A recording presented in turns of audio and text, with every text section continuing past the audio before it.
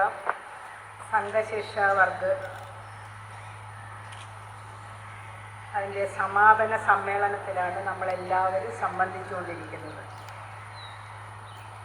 ഈ 15 ദിവസങ്ങളിലായി ഈ കൊച്ചുമക്കളെ ഇത്ര നല്ല രീതിയിൽ പരിശീലിപ്പിച്ചെടുക്കാൻ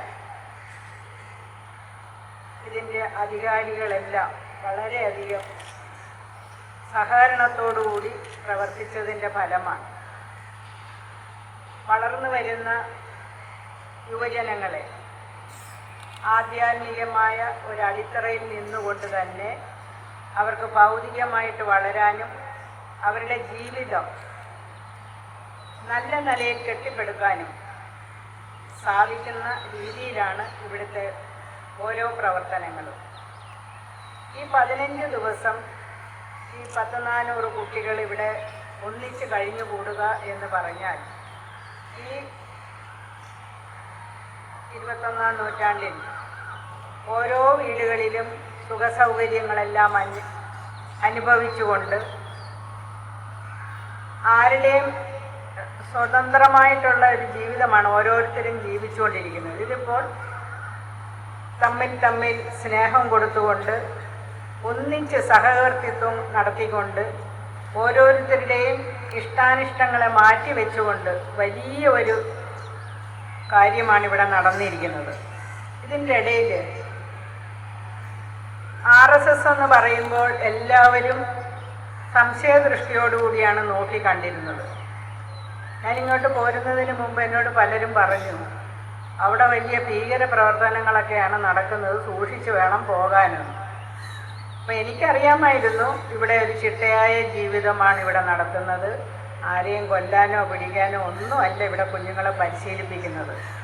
നമ്മൾക്ക് ആരോഗ്യപരമായിട്ട് മാനസികപരമായിട്ട് എല്ലാം ശക്തി ഉണ്ടാകത്തക്കവണ്ണം ഈ ഭാരതത്തിൻ്റെ സംസ്കൃതി എന്താണെന്ന് ഈ കുഞ്ഞുങ്ങളെ പറഞ്ഞ് മനസ്സിലാക്കി കൊടുക്കുക, രാജ്യസ്നേഹം അവരുടെ ഉള്ളിൽ വളർത്തിയെടുക്കുക, നല്ല യുവത്വങ്ങളെ സൃഷ്ടിക്കുക, മാതാപിതാക്കൾക്ക് പ്രയോജനകരമായ ഒരു ബാല്യത്തിൽ കൂടെ കുഞ്ഞുങ്ങളെ കൊണ്ടുവരാൻ സാധിക്കും. നമ്മുടെ വീടുകളിലൊന്നും നമുക്ക് ഇതുപോലെ കുട്ടികളെ പരിശീലിപ്പിച്ചെടുക്കാനായിട്ടുള്ള സാഹചര്യം ഇന്നത്തെ കാലഘട്ടത്തിലില്ല. അപ്പോൾ ഇതുപോലെ RSS ചെയ്യുന്ന ഒരു സേവനം അതൊരു നിശബ്ദ സേവനമായിട്ടാണ് നമ്മൾ കണക്കാക്കേണ്ടത്. അവർ വളരെയധികം ഇപ്പം തന്നെ ഓരോരോ ഇതിനും 50-60 ആൾക്കാരാണ് ഇവിടെ നിന്നുകൊണ്ട് ഈ കുഞ്ഞുങ്ങളെ പരിശീലിപ്പിക്കാൻ നിൽക്കുന്നത്. അവരുടെ ഉത്തരവാദിത്വം എന്തുമാത്രം ഉണ്ടെന്ന് നമ്മളൊന്ന് മനസ്സിലാക്കണം. ഒരു കുഞ്ഞിനെയോ 2 കുഞ്ഞിനെയോ ഒരു വീട്ടിൽ കൊണ്ട് നടന്ന് വളർത്താനായിട്ട് മാതാപിതാക്കൾ വിഷമിക്കുന്ന ഈ കാലഘട്ടത്തിൽ വളരെ ചിട്ടയോടുകൂടി, ഞാൻ അതിശയത്തോടുകൂടിയായിരുന്നു ഇവിടുത്തെ ഈ പദചലനം എല്ലാം കണ്ടുകൊണ്ടിരുന്നത്.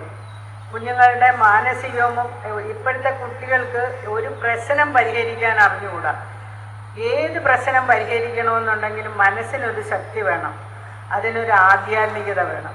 അപ്പോൾ ആധ്യാത്മികതയുടെ ഒരു അടിത്തട്ടിൽ നിന്നുകൊണ്ട് തന്നെ നിങ്ങൾക്ക് വളരാനായിട്ടുള്ള ഒരു സാഹചര്യമാണ് ഇവിടെ ഉണ്ടാക്കിത്തരുന്നത്. ഞാനിപ്പോൾ ഓർക്കുകയാണ്, വർഷങ്ങൾക്ക് മുമ്പ് ഞാൻ വായിച്ച ഒരു കഥയാണ്. നമ്മുടെ APJ അബ്ദുൽ കലാം ഒരു പ്രഭാഷണത്തിന് എവിടെയോ പോയി ഒരു ഹോട്ടലിൽ താമസിക്കുകയാണ്. അപ്പോൾ അന്ന് പ്രസിദ്ധനായ ഒരു ഹൃദ്രോഗ വിദഗ്ധൻ അദ്ദേഹത്തിനോടൊരു 10 മിനിറ്റ് ചോദിച്ചു. അപ്പോൾ എന്താണാവോ ഈ ഡോക്ടർ വരുന്നതെന്ന് പ്രസിഡന്റിന് പോലും അറിയത്തില്ല. വന്നു കഴിഞ്ഞ് അദ്ദേഹം പറയുന്നത് ഒരു നടന്ന സംഭവമാണ്. എൻ്റെ കയ്യിൽ ഒരു 6-7 വയസ്സുള്ള ഒരു പെൺകുട്ടി വന്നു, ഹൃദ്രോഗമാണ്, അത് വളരെ അത്യപൂർവമായ ഒരു ചികിത്സയും ലഭിക്കാത്ത, എൻ്റെ കൈ കൊണ്ട് സുഖപ്പെടുത്താൻ പറ്റാത്ത ഒരു അസുഖമാണ് അതെന്ന് പറഞ്ഞു. അപ്പോൾ അതിൻ്റെ അച്ഛനും അമ്മയും വന്ന് ഡോക്ടേഴ്സിനെ കാണാൻ വന്നപ്പോൾ അവർ പറഞ്ഞു, ആ ഡോക്ടറുടെ പേര്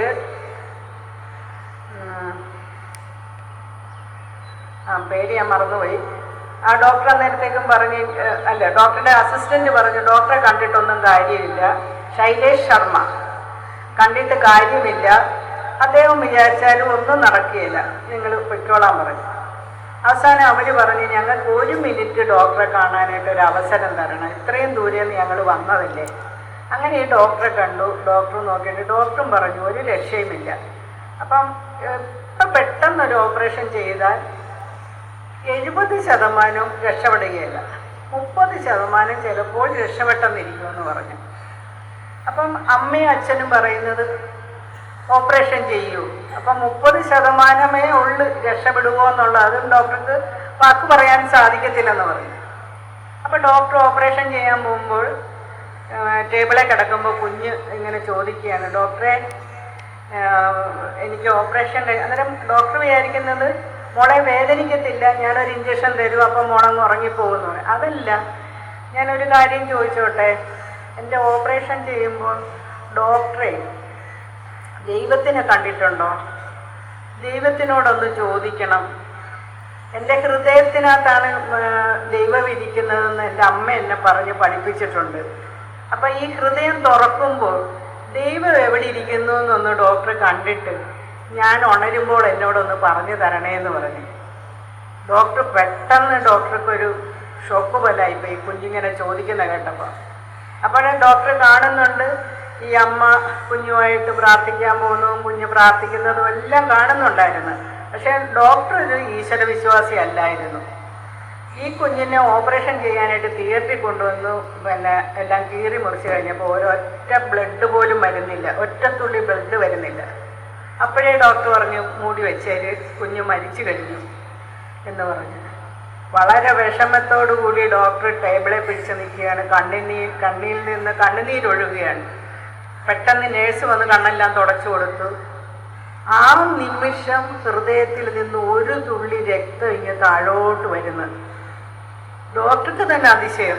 ഡോക്ടർ പെട്ടെന്ന് തന്നെ എല്ലാവരും വരിക. അന്നേരത്തേക്ക് എല്ലാവരും ഓപ്പറേഷൻ തിയേറ്ററിൽ നിന്ന് പുറത്തേക്ക് പോകാനോ അങ്ങനെയൊക്കെ നിൽക്കുകയാണ്. പെട്ടെന്ന് വന്ന കുഞ്ഞിനെ ഓപ്പറേഷൻ ചെയ്ത് രക്ഷപ്പെടുത്തി കുഞ്ഞിനെ കൊണ്ടുവന്ന് ഉണർന്ന ഉടനെ കുഞ്ഞ് ഡോക്ടർ അങ്ങനെ പോയി. ഇപ്പം അബ്ദുൾ കലാമിൻ്റെ അടുക്ക വന്നിരിക്കുന്നത് ഞാൻ ആ കുഞ്ഞിനോട് എന്ത് പറയും? എന്നോട് ഹൃദയം തുറക്കുമ്പോൾ ദൈവത്തിനെ കണ്ടെങ്കിൽ ആ ദൈവം എങ്ങനെയാണ് ഇരിക്കുന്നതെന്ന് എന്നോടൊന്ന് പറഞ്ഞു തരണേന്നാണ്.